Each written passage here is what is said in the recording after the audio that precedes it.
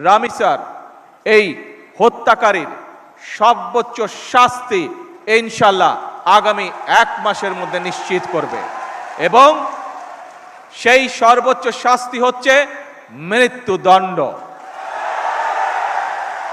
ঢাকার মিরপুরে একটি নিষ্পাপ মেয়ের নির্মম মৃত্যুর মাধ্যমে মানুষের মানবিক মূল্যবোধের চূড়ান্ত অবক্ষয়ের চূড়ান্ত প্রমাণ মিলেছে। শিশু নির্যাতন বা নারী নির্যাতন বর্তমান সরকার কোনোভাবেই মেনে নেবে না।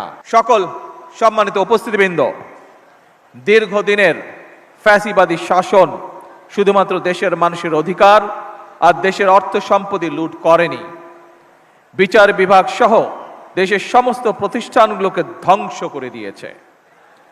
সবচেয়ে যেটি বড় ক্ষতি হয়েছে, বিশেষ করে বিতাড়িত ফ্যাসিবাদের সময় মানবতা, মানবিকতা এবং দেশের আবহমানকালের ধর্মীয় সামাজিক মূল্যবোধগুলোকে একেবারেই বিনষ্ট করে দেওয়া হয়েছে।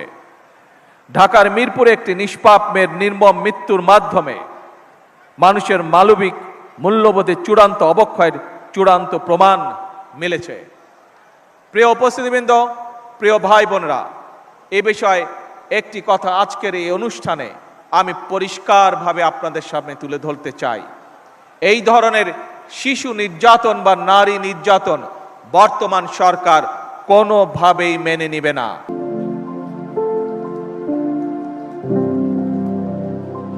এবং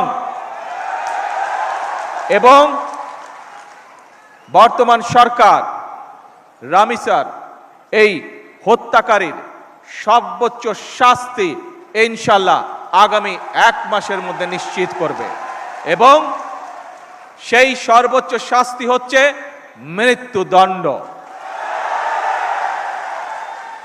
যাতে করে ভবিষ্যতে আর কোনো ব্যক্তি মানুষ এইভাবে শিশু বা নারী নির্যাতন করার সাহস না পায়। উপস্থিত সম্মানিত সকল উপস্থিতিবৃন্দ, একটি নিরাপদ মানবিক রাষ্ট্র এবং সমাজ প্রতিষ্ঠা করতে হলে আমাদেরকে আইনের শাসন প্রতিষ্ঠা করতেই হবে। রাজনৈতিক সংস্কৃতির পরিবর্তন ঘটাতে হবে।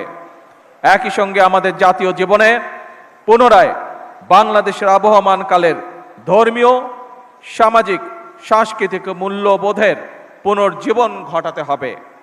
এক্ষেত্রেও কবি কাজী নজরুল ইসলামের জীবন এবং কর্ম আমাদের জন্য প্রাসঙ্গিক।